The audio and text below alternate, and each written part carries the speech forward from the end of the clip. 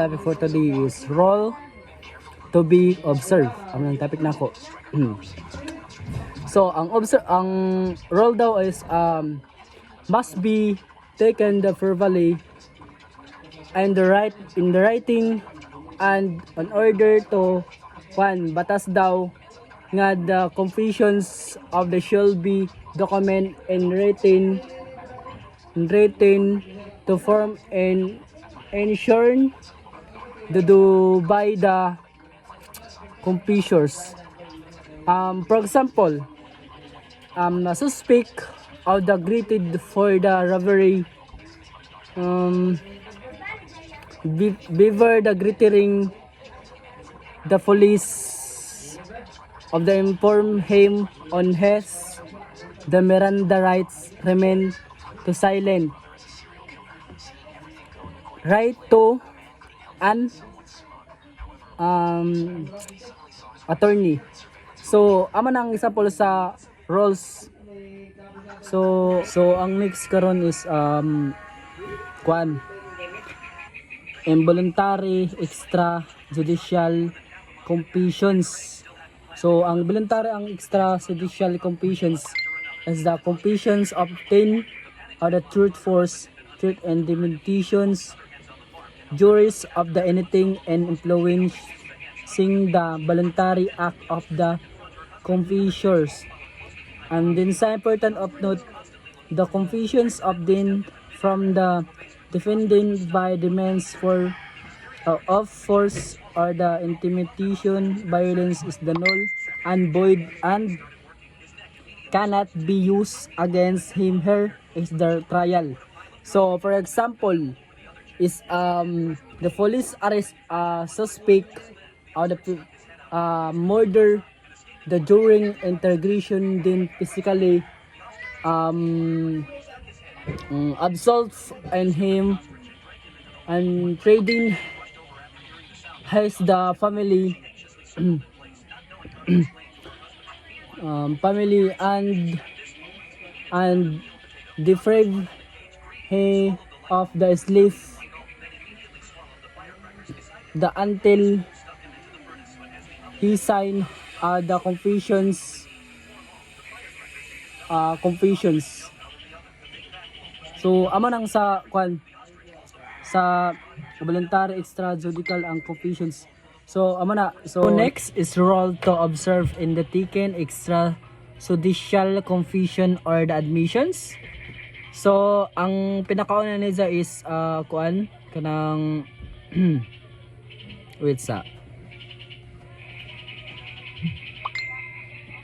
ito tinatawag na panuntuna sa paghinto at pagkapkap staff and freaks and roll kana. Then number 2 is mas mababang grado kaysa probable na cause na kailangan na mas mababang antas na hinala kaysa probable cause na kinakailangan para sa isang pag-aresto. So hinala kanang nagpataka og istorya nga for example kana na istaw na nangawat nga gigibutang-butangan bitaw nimo tapos sige aresto nimo. So amo na sa number 2. Then number 3 is pagkatawirang hinala na ang tao ay armado o panganib.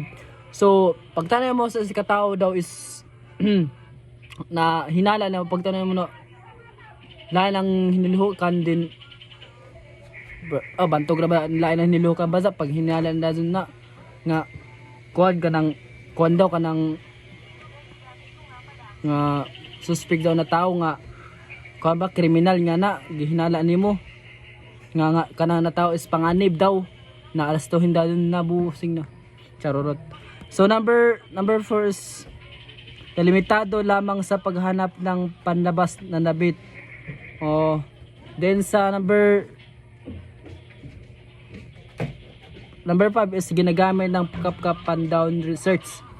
So maghanap dad ka og paraan na makapkapan nimo sa katawo. For example sa mall na ang rules good nila is magkuhan sila ng mga tao bitaw, mga employee bitaw nga kuan ka na ning magtanong sila kung naabay mga dala nila nga na kung naabay mga drugs or nga na mga pose nga na mga illegal bitaw kapkapan nila base what if nga magkuan bitaw kanang bitaw na mga accident mangyayari bitaw na hindi natin na mamalayan kung ano ba ang mangyayari sa nga na situation. So dapat alert daw gud nga kita daw na kuha na butanga. Then number 6 is tapang pansamantalang pagigil sa isang individual na ginagamit na opisyal ng pulisya batay sa katwirang hinala. So for example sa kuan is a police officer observes a man loitering near the civil store late at right and wearing in the heavy coat and warm and the weather under privily looking inside in the store based on the observations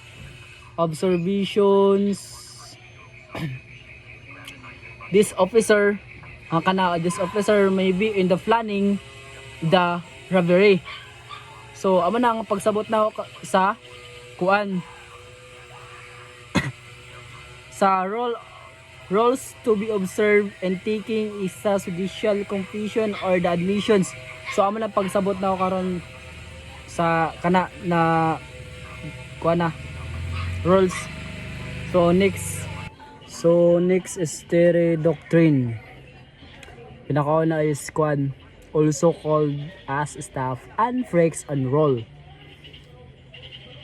Then dapat ang mga official daw is kuan kanang patrolya gihapon na sila gagabi kay dako man nakriwa na nila kung anon bitaw kada gabi.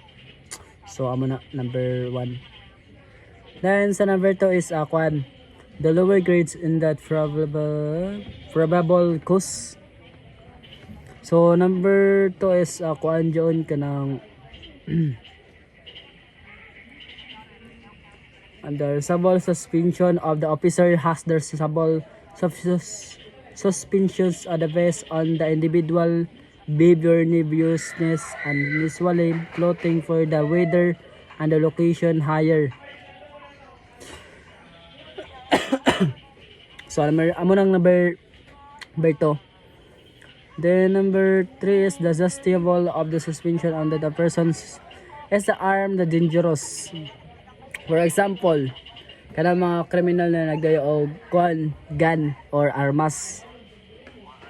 Then number 3 is number 4 is the limited of the hour to the clothing the search. Dapat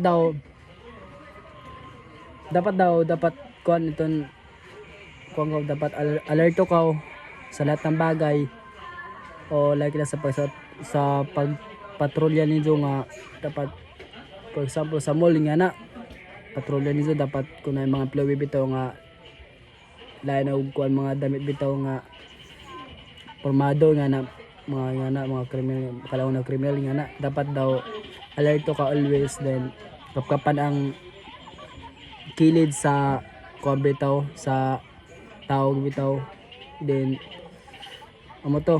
So amo na number 4. So number 5 pat down and search and use. So amo number 4 is the freaks officer or doctor conduct and pat down of the other clothing to check on the weapon. So number 3 is kuan kanang i-check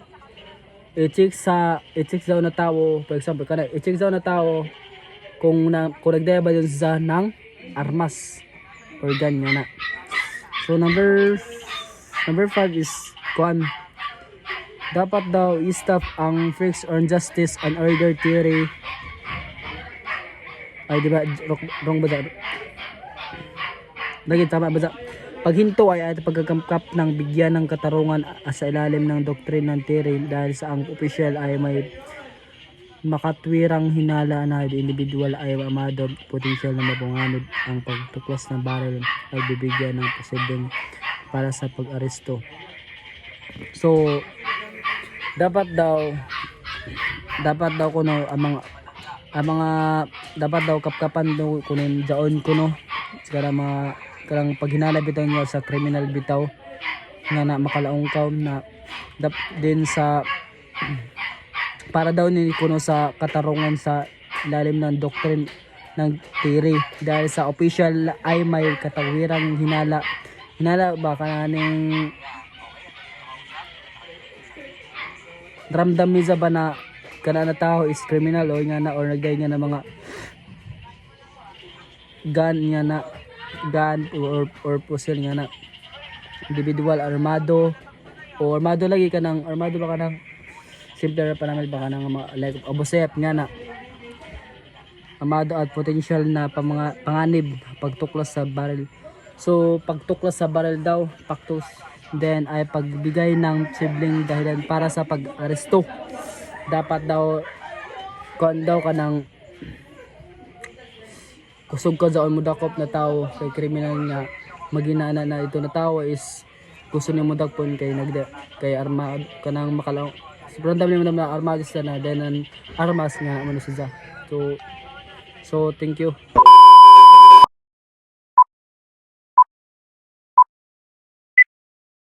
So I dedicate my song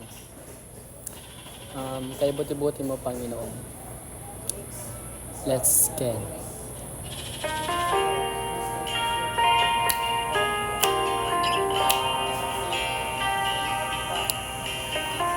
ikaw dyan sa mga listener.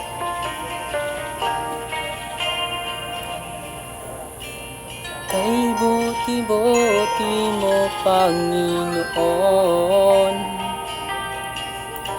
sa lahat ng oras, sa bawat araw, kay laging tapat kong magmahal. Ang iyong kaawa ay mapawalang hanggan. Pinupuring sinasamba kita, dakilang Diyos at Panginoon. Tunay nga ika'y walang katulad, tunay nga ika'y di magbabago. Mabuti ang Diyos na sa amin nagmamahal.